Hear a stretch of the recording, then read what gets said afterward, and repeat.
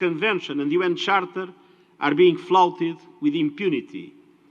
And conflicts are raging and proliferating from Sudan to Ukraine to Gaza.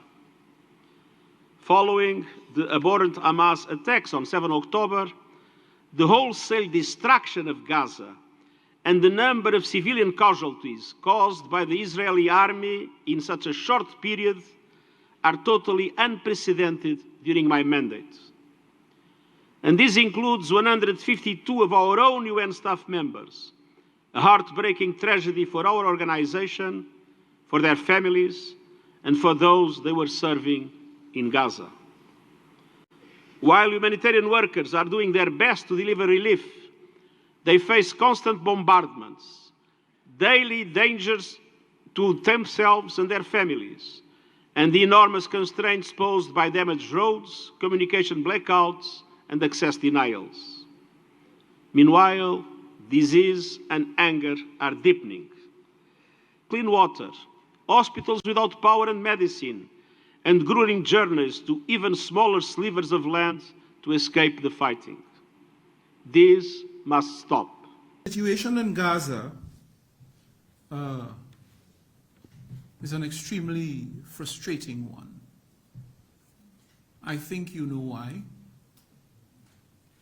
25,000 innocent civilian lives lost. It's a very impressive number for the wrong reasons. It's impressive because it is woefully and unacceptably large. But so many innocent people who are not themselves combatants should be the victims of the military action taking place in Gaza. And that is why the General Assembly, which I have the honor to lead, and I am here, I'm sitting here, but I'm the voice and the face of the General Assembly. And that General Assembly was swift in agreeing a resolution that called for, number one, the immediate return of all hostages as a consequence of the unacceptable action that was taken by Hamas on October 7th, the cessation of the violence in Gaza in order to save lives.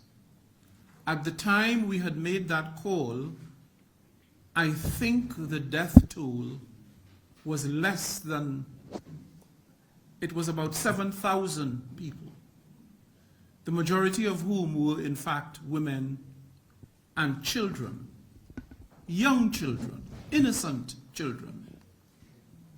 And the third thing was to insist that the authorities, the Israeli authorities, permit and facilitate access of humanitarian aid to those in Gaza who needed it. So that was maybe, if one could use the descriptor, 6,000 or 7,000 lives ago. Today, it's in excess of 25,000 lives. That number has more than multiplied itself 4 times.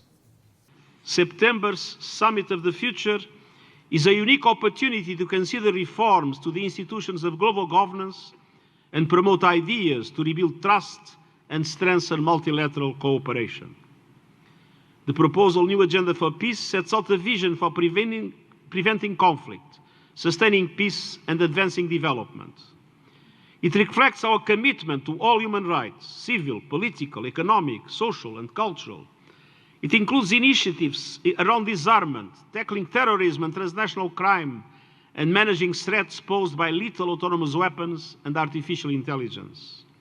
So war has a way, it snowballs and changes everything. And that is why it's not healthy. It's not something you do, as a matter of course. There are some wars that may be unavoidable.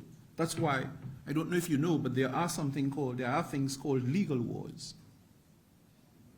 When the Security Council gives its assent, because all else has failed, and the situation is so desperate to go to war.